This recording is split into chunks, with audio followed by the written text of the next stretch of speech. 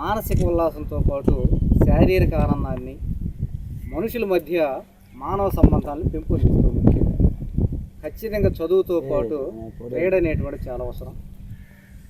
అందుకని ఇంతకుముందు వాస్తవం నేను మ్యాథ్స్ టీచర్ని, కానీ కాలానుగుణంగా చిన్నప్పుడు నేను ఆడినటువంటి ఆటలు కావచ్చు, అలా వ్యక్తిగతంగా నేను ఛాంపియన్ అవ్వడం వలన చిన్నగా క్రీడల వైపు మొగ్గు చూపి ఇటు రావడం జరిగింది. అంటే ఆటలు అంటే అంత ఇష్టం. దానికి అనుగుణంగానే నాకు మొదటి స్థానంలోనే ఛాయ్ చెట్టు అవకాశం దొరికింది. నేను అదృష్టంగా భావిస్తున్నాను. ఈ ఛాయ్ చెట్టు మనం పెరపెట్టుకోవడానికి క్రీడాపరంగా మంచి పేరు ఉంది. నేను బయట విన్నటువంటి మాట ఏంటంటే, ఆటలు చాలా చక్కగా ఆడతారు, నువ్వు అక్కడికి వెళుతున్నావు, వాళ్ళని ఖచ్చితంగా నువ్వు దగ్గరగా చేర్చుకొని ఆడించుకుంటే మంచి ఫలితాలు సాధించవచ్చు అనేటువంటిది అందరు నాకు చెప్పినటువంటి మాట. అదే విషయాన్ని నేను చాలాసార్లు కొంతమంది మన దృష్టికి కూడా తీసుకొచ్చాను. ఎందుకంటే ఒక ఊరు ఆట పరంగా డెవలప్ కావాలంటే ఖచ్చితంగా లోకల్ వాళ్ళ సపోర్ట్ ఎక్కువ కావాలి. లోకల్ సపోర్ట్ ఎప్పుడైతే ఎక్కువగా ఉంటుందో ఖచ్చితంగా అక్కడ క్రీడ అనేటువంటిది బాగా అభివృద్ధి చెందుతుంది.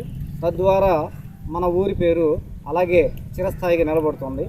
కానీ ప్రస్తుతం ఉన్నటువంటి మార్పులు ఏంటంటే, ఆటల్లో ఇంతకుముందు జోనల్ సిస్టమ్ ఉండేది, కానీ ఇప్పుడు జోనల్ సిస్టమ్ లేదు. దాని స్థానంలో సెలక్షన్ సిస్టమ్ వచ్చింది.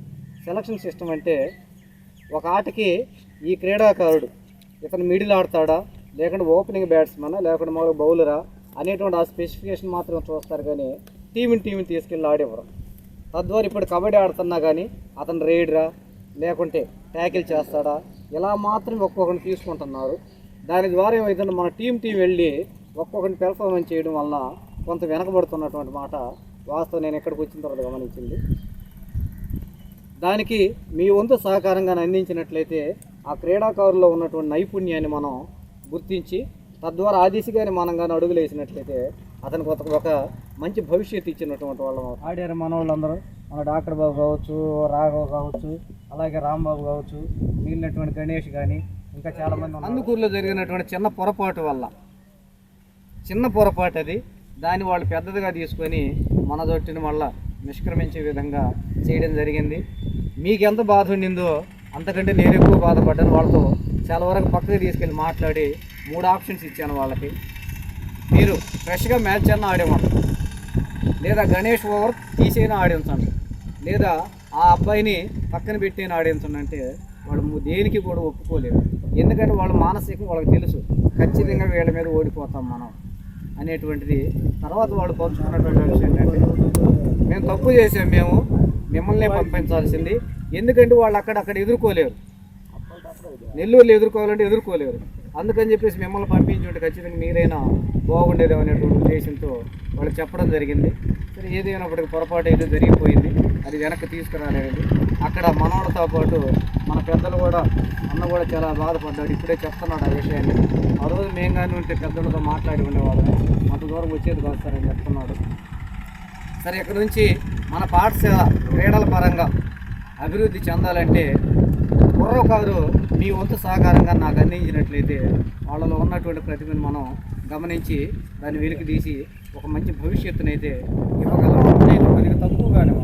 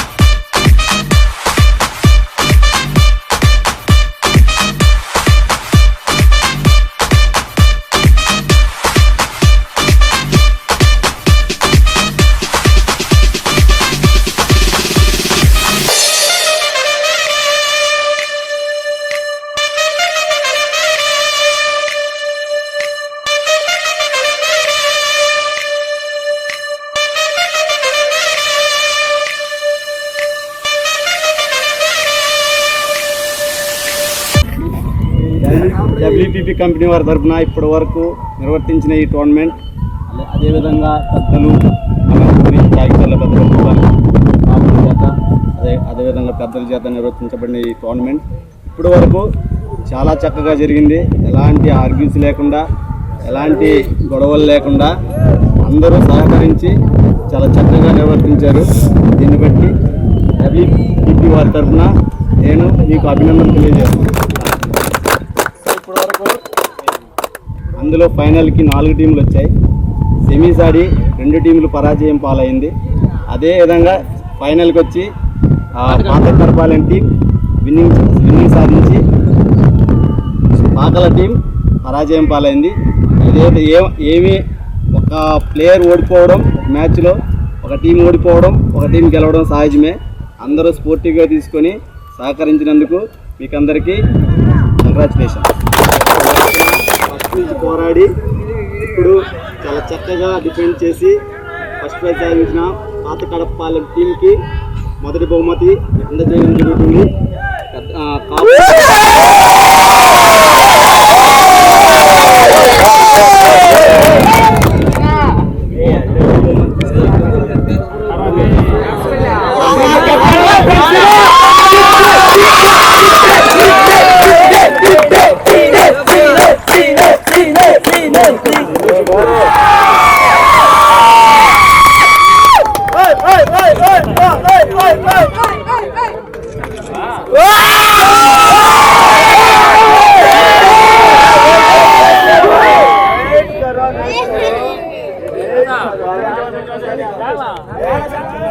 పాలెం గ్రామం మీద చాలా చక్కగా ఆడి చాలా మెజారిటీతో గెలిచారు వాళ్ళు. ఇప్పుడు కొన్ని లోపాల వల్ల ఓడిపోయారు. So bad luck my friends.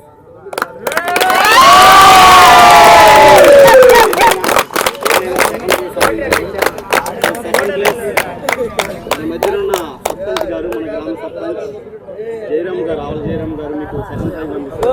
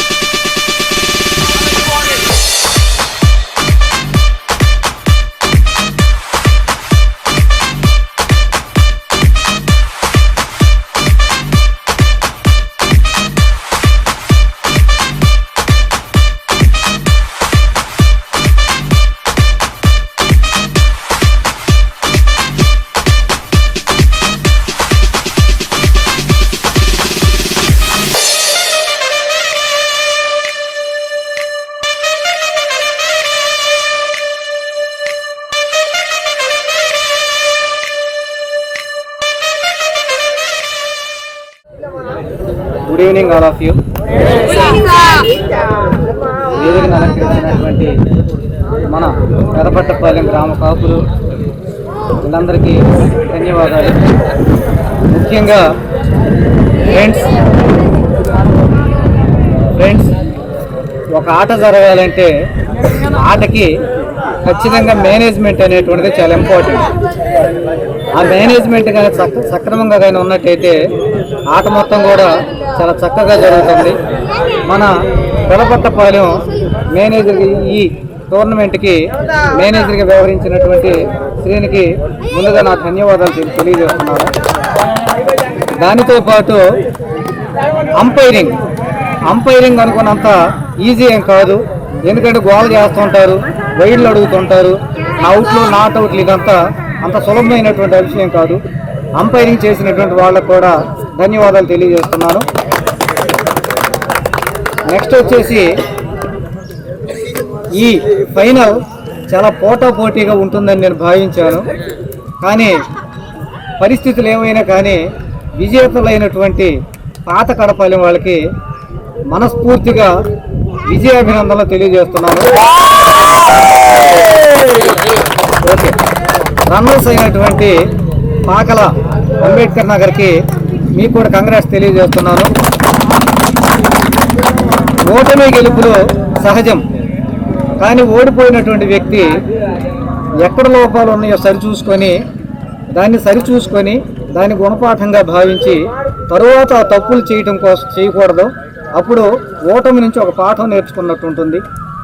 గెలిచినటువంటి వ్యక్తులు గెలిచిన దాంట్లో కూడా కొన్ని లోపాలు ఉంటాయి. ఆ లోపాలను సరిదిద్దుకొని తరువాత ఆ లోపాలకు కూడా అవకాశం ఇవ్వకుండా అని చెప్పేసి విజయగర్వంతో మాత్రం ఉండకూడదు. విజయము అపజయం రెండు సమానంగా ఎవరైతే చూస్తారో వాళ్ళు క్రీడా స్ఫూర్తిని పాటించినట్లు అవుతుంది. దాన్ని ఇద్దరు కూడా గుర్తుపెట్టుకోవాల్సిన అవసరం ఉంది. పెదపట్టపాలెంలో ఆటలు బాగా జరుగుతాయి అని నేను బయట విన్నాను ఇక్కడికి రాకముందు, కానీ ఇప్పుడు ప్రత్యక్షంగా చూస్తున్నాను. వాళ్ళు ఎవరికి ఎటువంటి ఇబ్బంది జరగకుండా మేనేజ్మెంటు వాళ్ళకు అనుకూలమైన సమయం ఇవ్వాలి, వీళ్ళకు అనుకూలంగా వ్యవహరించాలి, సమయాన్ని కూడా పాటించాలి. ఒకరు ముందు వచ్చి ఉంటారు, ఒకరు వెనక వచ్చి ఉంటారు. వాళ్ళని సమయస్ఫూర్తితో కాస్త మేనేజ్ చేసుకుంటూ వెళ్ళడం అంత ఆశామాషి ఏం కాదు. అది అనుభవిస్తే చాలా తెలుస్తుంది. ఏదైనప్పటికీ చక్కగా నిర్వహించినటువంటి మీకు నేను ధన్యవాదాలు తెలియజేస్తున్నాను. అలాగే పెదపట్టపాలెం మొత్తానికి క్రీడాకారులకి, క్రీడాభిమానులకి, క్రీడాశక్తికి మొత్తానికి మరొకసారి అవకాశం ఇచ్చినందుకు పెద్దలకి ధన్యవాదాలు తెలియజేసుకుంటూ ముగిస్తున్నాను. Thank you one and all.